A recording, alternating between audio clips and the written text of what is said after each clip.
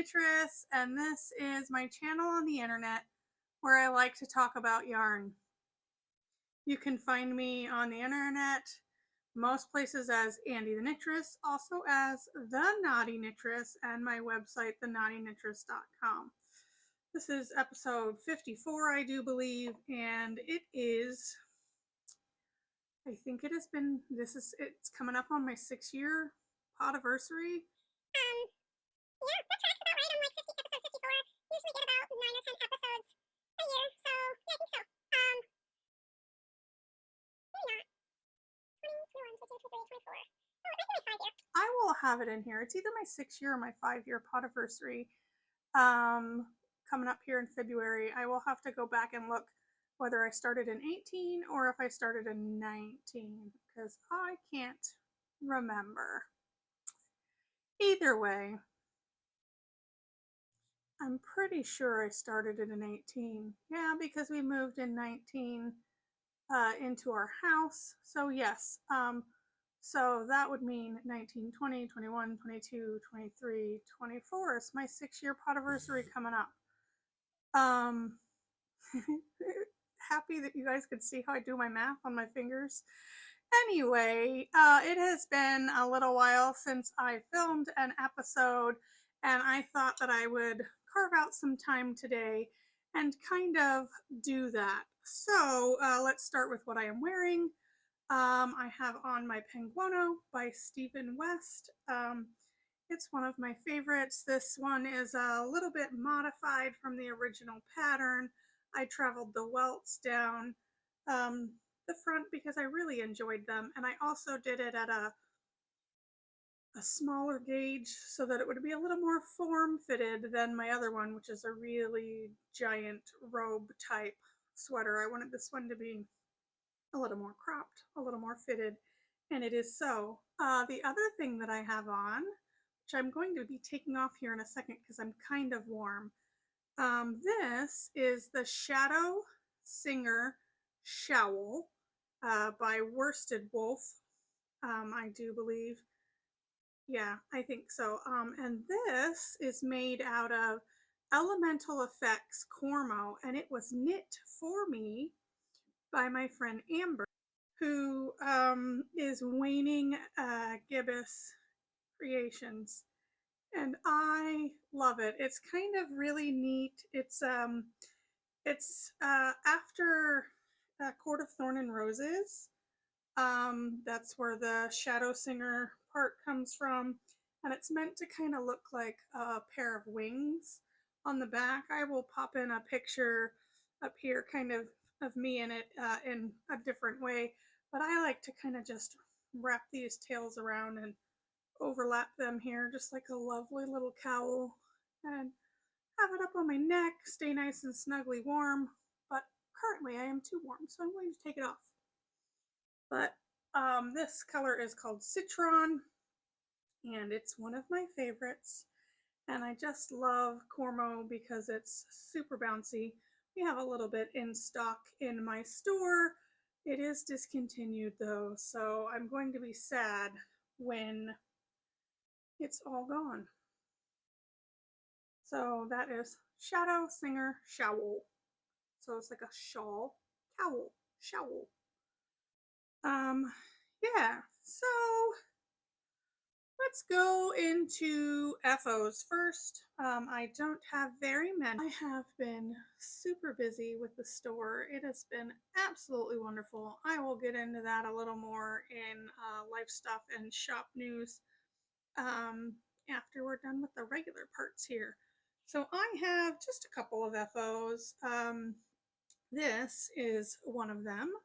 These are a pair of socks I made for myself on my Earlbacher Gearheart Speedster. This yarn is from a Yarnable that I got. It doesn't say the month of the year, but it was probably in 2022 that I got this. It was from the Raven themed box that they did, and it's absolutely beautiful. I played around with, doing a little bit of the main color at the top and the 1x1 rib, and then I went into a 3x1 rib for the body and then stockinette on the foot. And I just changed colors for the heels and the toes. I do believe that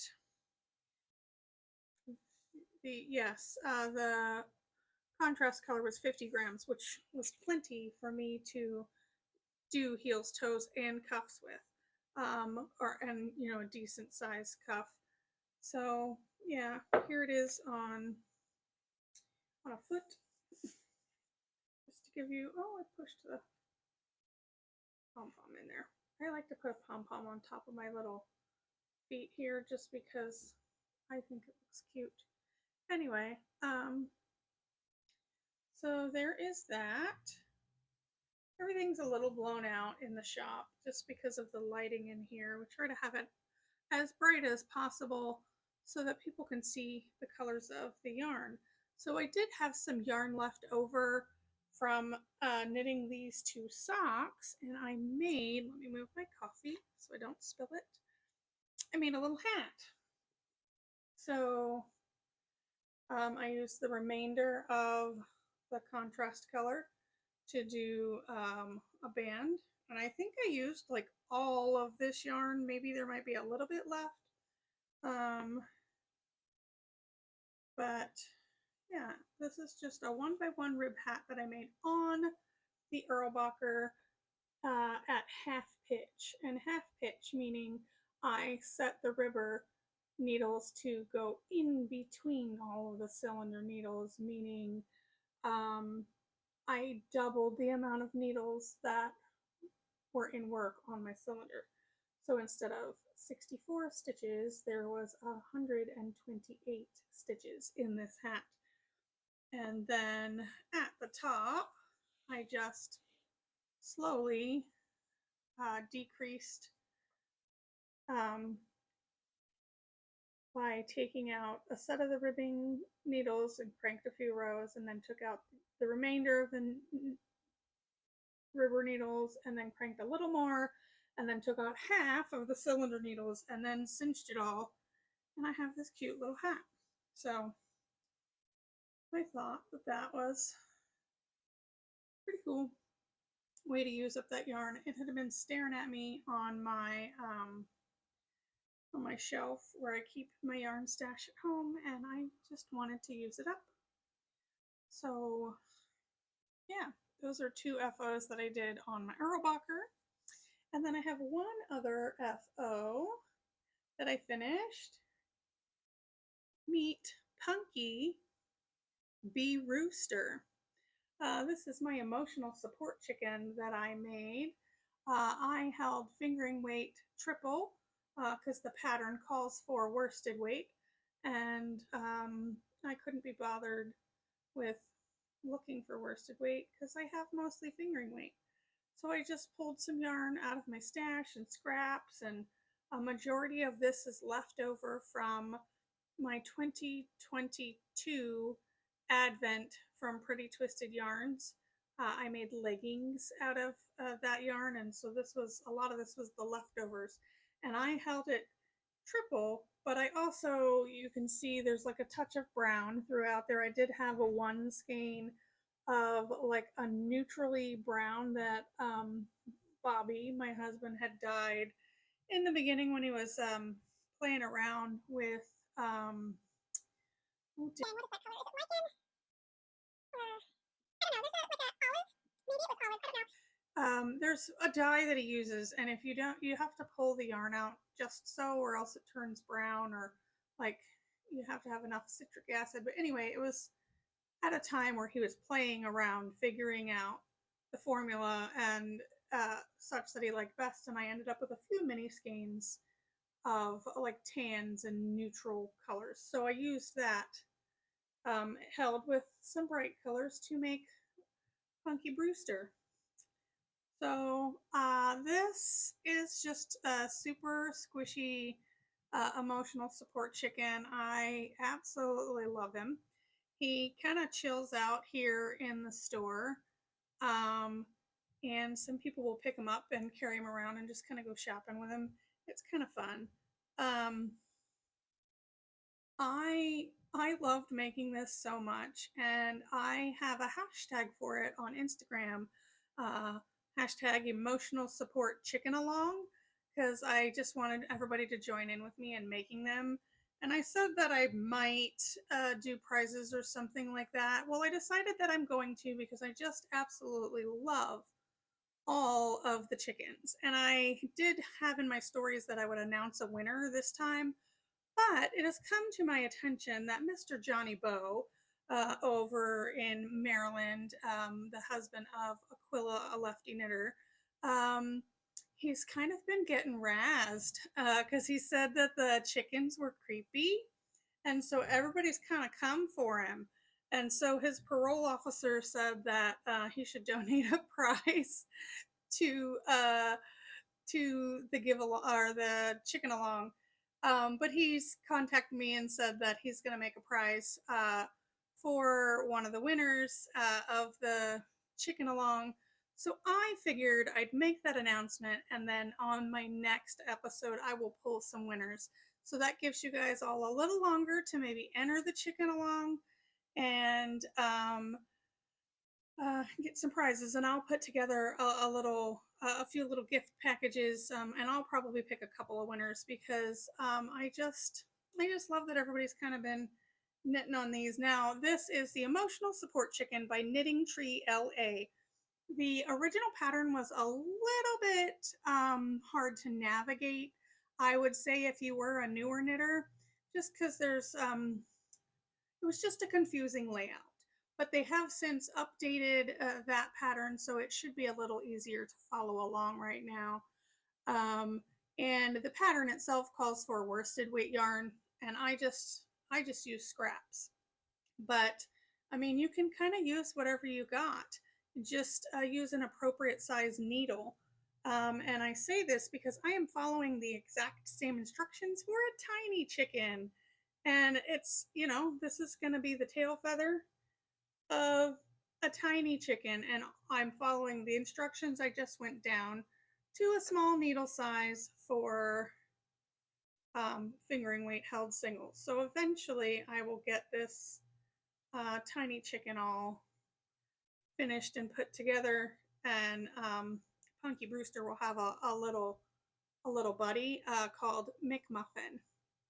Yeah. So I think it's just such a fun little make. They work up pretty quickly. I think I did this over 2 weekends, and I just love it. It's just so fun to squish and hug. And so I highly encourage you to make one for yourself or a friend. Yeah. So, Emotional Support Chicken by Knitting Tree LA. That is another FO that I have made. All right, let's see. I think that's all the FOs that I have. Yeah, so let's move on to my whips. I got a few whips. Uh-oh, there it is. I was looking for that. Okay. So I've got a new whip that you guys have seen maybe if you follow my store on Instagram. This is a piece that I am making for commission for a friend. Commission is not something I do. This is just because it's a friend, and it's only the yoke that I will be knitting. It is a sweater pattern in Interweave Knits. I think this is spring 2019. Yes, spring 2019. And it is called the Celosia Pullover by Amy Gunderson. So a friend and I were chatting while we were knitting together one time, and she had mentioned how it's going to take her forever to get through the lace work on this sweater. And I said, oh, that's funny because for me, it's the other way around.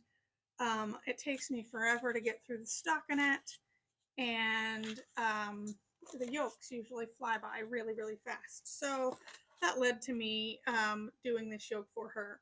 But this is coming along pretty well. Lovely little lace work. This yarn is Paradise Falls by Here in Colors Dyeworks, and you can find this yarn at littlehawkyarns.com, or if you happen to be a local, you can pop into her store. She has a lovely array of tonals by Here in Colors Dyeworks. So not much more to say about that. I do enjoy a pattern that I have to kind of, follow along a chart with, so there's no big deal there. Not necessarily my aesthetic. I probably wouldn't wear something like this, but I do think it's just such a lovely color, and I will be happy to pass it along for her to finish. So I don't know if you guys will see this again. Maybe I'll take a picture of the finished yoke when I'm done, and then in the future when she finishes the sweater, I'll ask if I can pop a picture of her wearing it. So my next whip, I kind of showed you a little bit, is my little chicken. I am basically just digging through my scraps and doing fingering weight held single. And so this is one section of the tail feather, and I still have the second section of the tail feather on the needles. And this kind of is taken a back burner because I have been cruising along on a couple of my other whips. And this is kind of a in the store knits when I don't have a whole lot of work to do, which has not happened very often lately. I have been blessed with lots of people coming in the shop. Sorry for bumping the camera. And keeping me very busy, and it is wonderful. So the next whip I will show you a little bit. This kind of is, if you watched any of my Vlogmas, you saw how I have to kind of wait in my car for it to heat up. And so this is my car knitting, essentially. But I also knit on this quite a bit at the presentation that I did recently. This is my Musselburgh by Ysolda Teague, and this is leftover yarn from 2022's Stephen West's Mystery Knit Along. So I am just working my way through the yarn I have. This is a single ply fingering weight yarn that Here in Colors Dyeworks did for my kits for the 2022 MCOW. And so next I will be going into this purple, which is called Calming Circle. And yeah, so that's just kind of cruising along. Nice little Musselburgh hat. Looks like I'm just about halfway done, maybe a little less than halfway. I kind of like them to be a little on the slouchy side.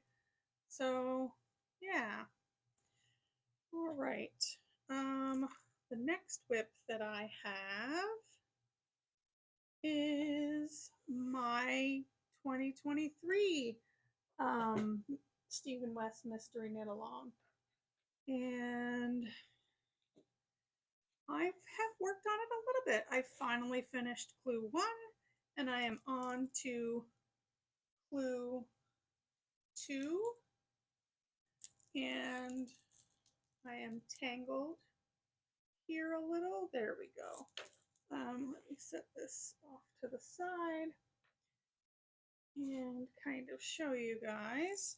So, and as you guys know, I put a stitch marker, a progress keeper in there every day that I pick it up so that when I'm done I can count. So that's what all the jingly jingles are. So I finished my square, and I did a color opportunity with this lovely green, and then I finished the first section of clue 2, and I did a mohair dare in there. I threw a mohair in 2 of those rows that would have been this purple. And so I've got my color opportunity and my mohair dare. I am currently working on the second section of clue 2.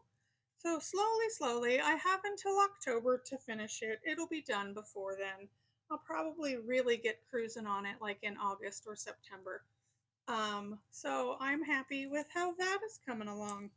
And this yarn is a BFL base. What did we call our BFL base? Well, I can't remember. Let's see. I don't know, but it was the Practically Magic shawl kit that Here in Colors Dyeworks did for my shop, and the BFL base is not on here. So, oh, Fall Creek Falls. Oh, I should have remembered that because BFL is my favorite. BFL is my favorite wool, and Fall Creek Falls is my favorite waterfall to hike at here. So yes, it was in the Practically Magic Fall Kit, shawl kit that we did on the Fall Creek Falls base. That was, yeah, a lot of alliteration there to spit out and stumble over. So yeah, I haven't worked on this much. This one, so what happens is this one kind of sits at home, and when I go home, if I'm too tired, I don't pick it up. I end up spinning. But sometimes, usually on Saturday night, is when it gets worked on. But the other thing that has been my main whip has been my Boneyard Sweetheart sweater. And it is, sleeves are done, yoke is done, and I am ready to start my ribbing. I am so excited to be finishing this. I want to wear it like now.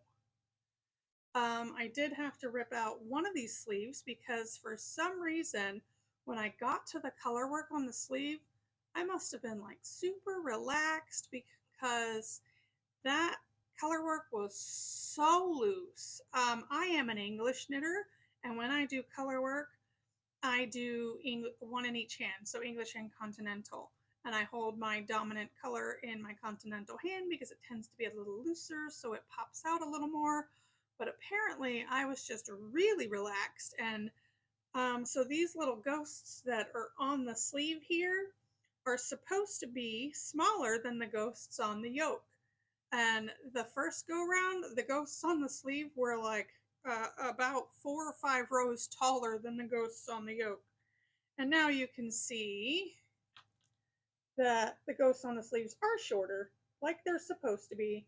So I did one whole sleeve, ripped it out, put it back on the needles, and did them both. And now they are good.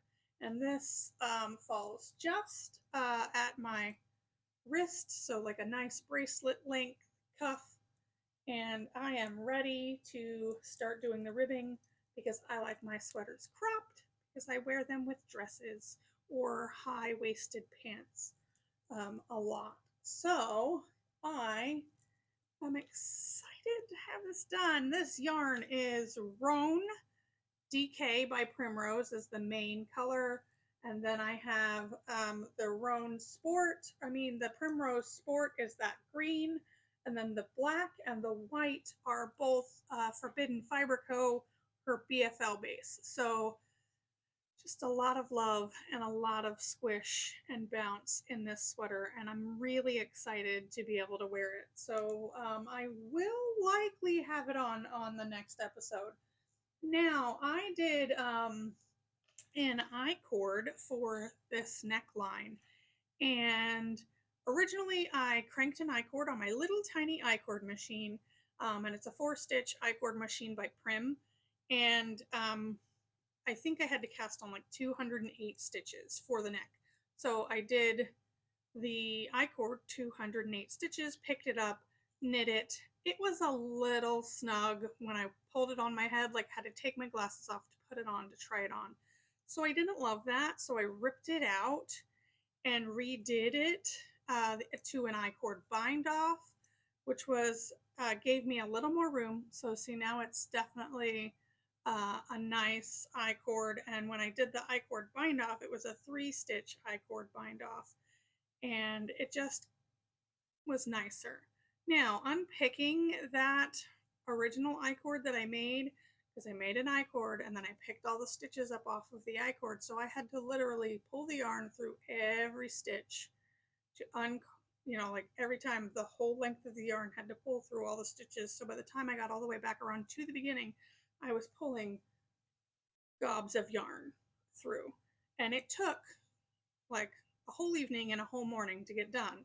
But then doing the I-cord bind off, it didn't take very long because I have recently gotten some I-cord tools. I don't know, you guys have probably seen these all over Instagram. They're super popular. There's a couple of makers that make them. This one I got from the Cranky Spinster. Her name is Celeste. She has really cool colored handles, and she has the I-cords, the hooks for the I-cord maker there in a slant. It's still pretty easy to use. Now these hooks are a little smaller. They're fine. They're kind of like the same hooks that are on my Earlbacher. And then this one I got from Size Inclusivity on Instagram. And this is 3D printed. And these hooks are a little bigger. So in comparison, let's see if I can manage to hold them up together. You can see that these hooks are a little bigger than those hooks. So this one worked very well for this yarn that is DK weight. I think I could do this with worsted weight, no problem. This works really wonderfully for fingering weight. Just to kind of show you, I did a little bit of a sample for these guys, just to show you the difference. Now this yarn is a fingering weight yarn, and you can see the size difference. So this cord here where you're seeing the yellow, that one was knit on the Cranky Spinster one, and this one where you're seeing more of the pink, that was knit on the Size Inclusivity one. So it just makes a little bit of a thicker I-cord than the other. So they both have their great applications, but those are acquisitions that I got recently. But I just wanted to show you because I used them to do this I-cord neckline, because I'm a fan of an I-cord neckline. The pattern I think called for knitting, like casting on and then knitting a row and then purling a row and then knitting a row. Or nope, I'm fibbing. That was the pink sweater. This one asked for like 4 rows of ribbing, which I have some sweaters with necklines like that, and I don't love how they sit. So I did an I-cord neckline, which I like better. So this is the Boneyard Sweetheart Sweater by Tellybean Knits, or Stephanie Loveton? Loveton? Oh. Lutfin. Sorry. Sorry for butchering that. It is right there. Lutfin. Tellybean Knits. She's got some really great patterns that I have been eyeballing. I really love her cowls and such, so you might see some of those in the future. All right. Whip. One more whip. I did have some FOs, but I don't have them with me. I showed them on my Vlogmas. I made a couple of Christmas hats for Scarlett because she lost the first one. And then, so I had to make her a second one. And then I found, this is Lion Brand's faux fur that I had in my stash in this hot pink. And I have this yarn, Premier, Just Chanel. I got this at the Dollar Tree. It was $1.25. Do I love it? No, I don't like the way this yarn feels. Does it work? Yes, it works perfect for a Christmas hat. I wouldn't make a sweater out of it. I mean, doesn't mean you couldn't. I don't love the way the stitches lay with it, but for $1.25 for a skein of yarn that is, let's see, 65 yards and 50 grams, and it's a bulky. That's not bad. I really think that it's cool that the Dollar Tree has made yarn crafting accessible to more people. So I am basically just making a Christmas hat. This is crocheted. I crocheted this lovely little brim here, and then I picked up, and I am knitting, and you can't really see because I'm not too far into it, but I just picked up and I am knitting just a giant tapered hat. So I knit about 5 rows, and then I do 4 stitch decrease evenly around until I'm down to 4 stitches, and then I'll put a pom-pom on it. And this is going to be for a friend of mine who happens to really, really love hot pink. She doesn't know that it's for her, but whenever I get it done, I'll send it to her. I have until next Christmas to finish it. I've been a little sidetracked. So, that's a whip, that's a whip, that's a whip. Bobby has started knitting. He is working on a lunar progression scarf that we got the pattern for at Oregon Flock and Fiber Festival. So that's really fun. He's been hanging out here on Saturdays when he can get in here, working on his projects, sitting with all the knitters and crocheters and weavers that come in, and it's just been so nice to see him kind of taking that leap into the community further rather than just dyeing yarn. So yeah, maybe I'll have a picture that I have popped in here or something of him working on that. And I finished some spinning, so we'll move on to that. You guys might remember that I dyed some fiber last time, and it was like black and green, and I was talking about wanting to put it with this other fiber that I got that was a merino, and the colorway was called Pansy, but it really reminded me of Halloween. So I finished this gorgeous spin. It's a massive amount of yarn. I think that I counted that I have like 408 yards in here, and it's just very, very pretty. It's one of my best spins to date, I would say. I got a pretty overall balanced spin with that. I can't lift my arm high enough so you can see that it's not twisting on itself. But you know how I usually just make my spinning and I toss it in a drawer and I'll put it in a project later. Well, this one I am so proud of. I really want to make it in its own standalone piece. So if you know of any patterns that require like hand spun or like spin cycle or like Primrose, their Homestead Sport, let me know. There are a couple of patterns that I've been thinking about. I kind of think that I want to pair it with this lovely oyster color in Cormo. I think that I want to do maybe color work, or I was thinking the night shift, but not really. Also, I was looking at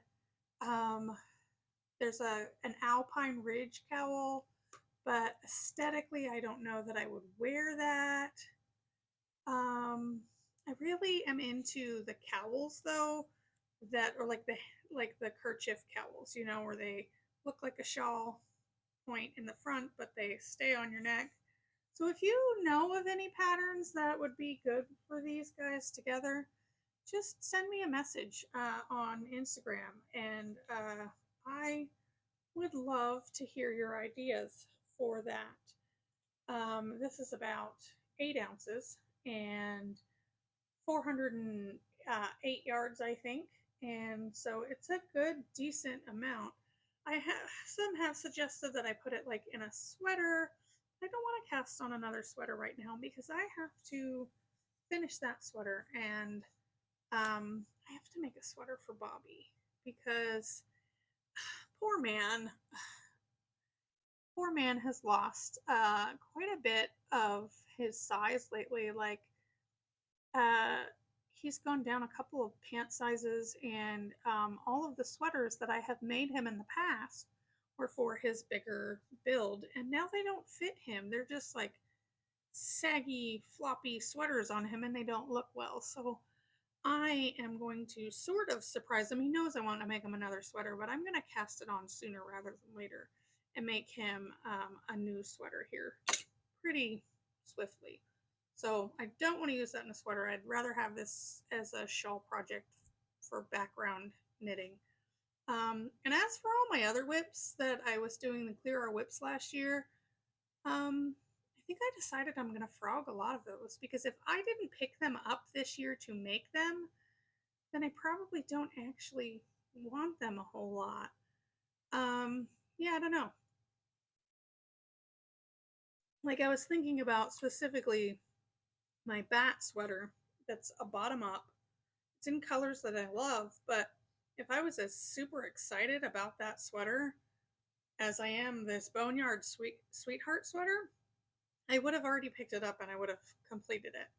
So I'm really realizing that I probably am not going to finish a lot of those whips, and I might just repurpose those yarns for other things. All right, so what do I have next? Let's go into 3D printing. Yeah, so I have, of course, I always 3D print like the yarn bowls and the skulls and the cauldrons, so those are always available on my website. There's a few listings for them. They are print to order, so if that happens to be something you're interested in, feel free to go check one out. But I have come across a new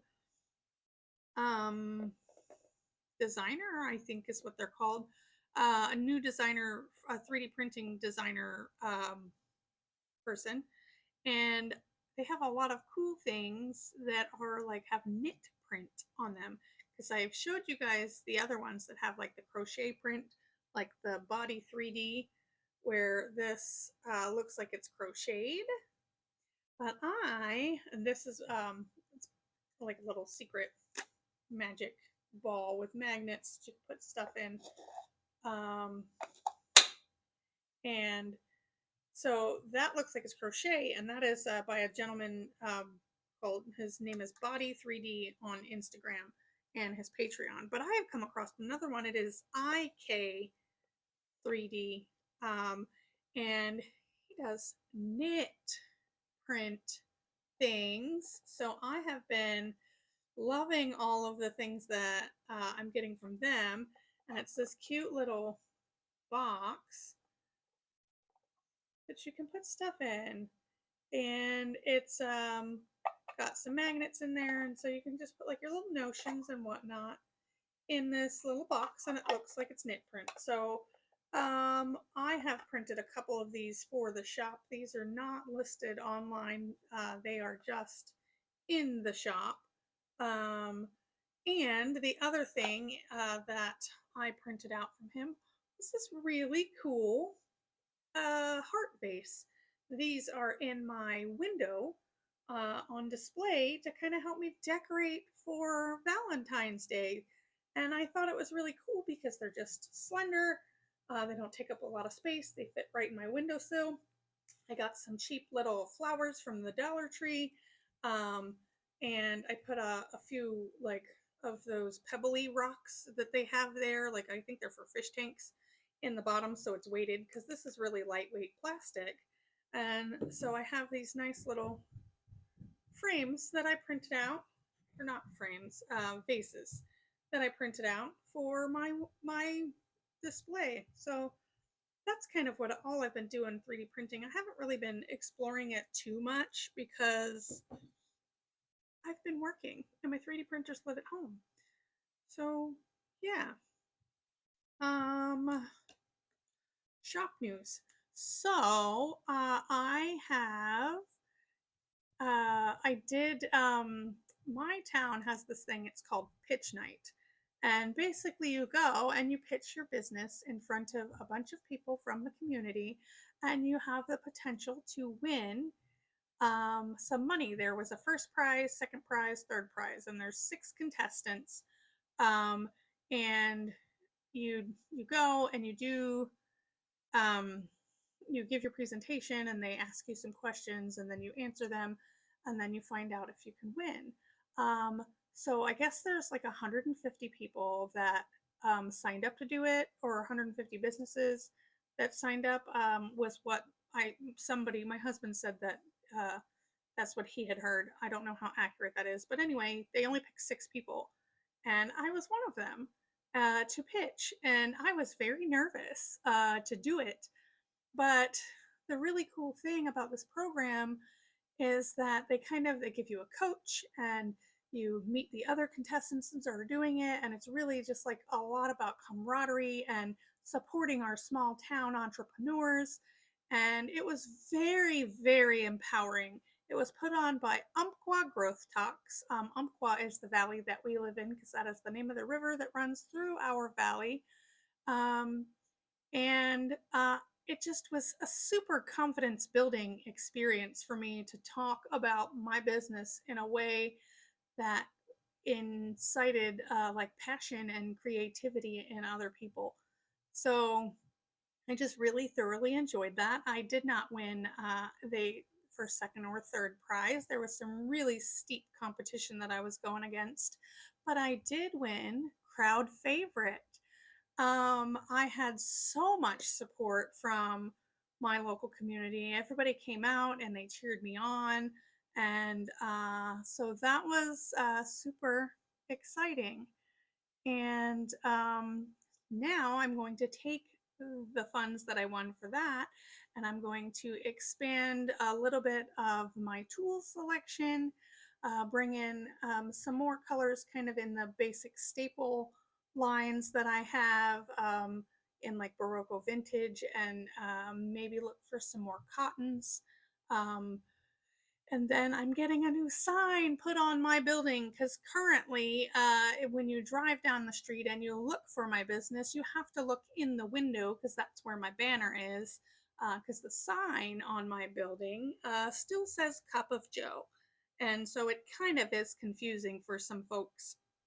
But yeah, so I am doing that. I did have a couple of people give me some donations of product, like wool and yarn, for a potential auction that I was going to hold to get my sign. So I'm going to try to put that together to add those funds to that batch, but I don't know how long it will take me to get that together. It'll be kind of like a D-stash auction, sort of. Well, not like a D-stash, but like, like like the highest bidder or whatever after a certain day. I don't know. I have to figure it out, but I'm just so thankful that people are just like super giving and supportive, and it's just been so wonderful to be in my own shop and be part of the yarn community once again. And it's just I don't even have the words for it. It's hard for me to get it all out. I just stumble because I feel all of the emotion and the happiness and the abundance, and like my cup is just running over, and I cannot wait to just give back to the community in any way that I can. And speaking of which, I have my first class on, it'll be afterthought everything. So that is listed on my website for locals to come and learn how to cut in afterthought heels, and then separate a tube of knitting to do like cuffs and toes. And so that's super exciting. And I don't think I have much else that I wanted to chat about. Let me just double check my notes, because yeah, no. So just if you are thinking about it, do cast on a chicken. And please use the hashtag. And then also, if you will tag Andi The Knittress, that way I for sure see it. I am putting all of the chickens that I see on the hashtag in a story highlight on my personal Instagram page so that I can keep track of all of the chickens that I come across. So tag me and use the hashtag emotional support chicken along. And you will win. Potentially, you can win a